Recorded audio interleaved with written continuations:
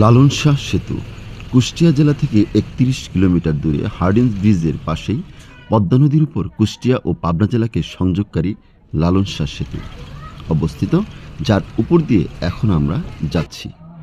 কুষ্টিয়ায় বিখ্যাত বাউল সাধক গুরু ফকির লালন শাহ এর নামেই লালন শাহ সেতুর নামকরণ করা হয়েছে। পাকশির সেতু নামেও সুপরিচিত লালন শাহ সেতু বাংলাদেশের বৃহত্তম সড়ক সেতুগুলোর মধ্যে অন্যতম। ৭.৫ মিটার ২ লেন বিশিষ্ট এই সেতুর ভিত্তিপ্রস্তর স্থাপন করা হয় ২০০১ সালের ১৩ই জানুয়ারিতে এবং ২০০৮ সালের ১৮ই মে পূর্ণাঙ্গরূপে যানবাহন চলাচলের জন্য খুলে দেওয়া হয়। ১.৮ কিলোমিটার দৈর্ঘ্য এবং ১৮.১০ মিটার প্রস্থ বিশিষ্ট লালন শাহ সেতু পাবনা ও কুষ্টিয়ার মধ্যে সড়কপথে যোগাযোগ স্থাপন করেছে। সেতুর মোট স্প্যানের সংখ্যা হচ্ছে ১৭টি এবং প্রতিটি স্প্যানের মাঝে এক একটির দূরত্ব হচ্ছে ১০৯.৫ মিটার। সেতুর ২টি লেনকে একটি ডিভাইডারের মাধ্যমে পৃথক করা হয়েছে।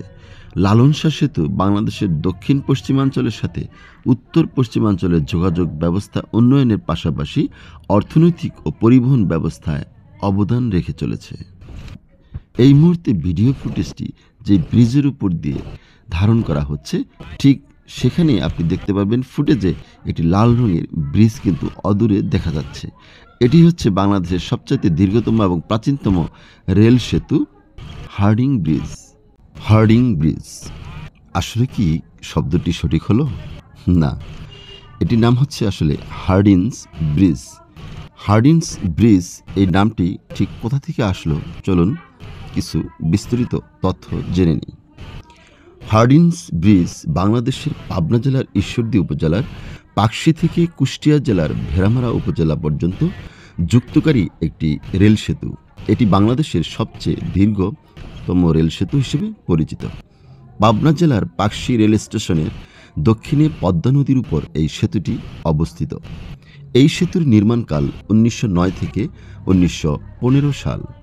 তৎকালীন ভাইসরয় লর্ড হার্ডিঞ্জের নাম অনুসারে এই সেতুর নামকরণ করা হয়।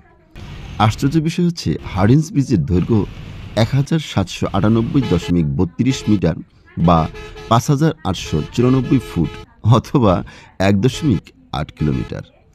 এর উপর দুটি ব্রডগেজ রেললাইনও রয়েছে। ২৪,০০০ শ্রমিক দীর্ঘ ৫ বছর অক্লান্ত পরিশ্রম করে ১৯১৫ খ্রিস্টাব্দে সেতুটির নির্মাণ কাজ শেষ করেন। তৎকালীন অবিভক্ত ভারতের ভাইসরয় ছিলেন লর্ড হার্ডিঞ্জ। তার নাম অনুসারেই সেতুটির নামকরণ করা হয় হার্ডিঞ্জ ব্রিজ। সেতুটির নির্মাণ ব্যয় হয়েছিল ৩,৫১,৩২,১৬৪ টাকা। বিশাল সে সময়ের জন্য। ব্রিজটিতে ১৫টি স্প্যান যুক্ত করা হয়েছে। ১৯৭১ খ্রিস্টাব্দে মুক্তিযুদ্ধের সময় সেতুটিতে বোমা ফেলা হয়, যার কারণে ১২ নম্বর স্প্যানটি ক্ষতিগ্রস্ত হয়, যেগুলো পরে মেরামত করা হয়েছে। হার্ডিঞ্জ ব্রিজ ঈশ্বরদী ভেড়ামারা সীমানায় পদ্মা নদীর উপর অবস্থিত। সেতুটি দিয়ে শুধু ট্রেন চলাচল করে।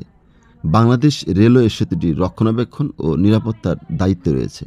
২০১৫ খ্রিস্টাব্দে এই হার্ডিঞ্জ ব্রিজটি নির্মাণের ১০০ বর্ষ পূর্ণ হয় এবং আজ ২০২৫ সালে সেটি ১১০ বছরে পূর্ণ হয়েছে।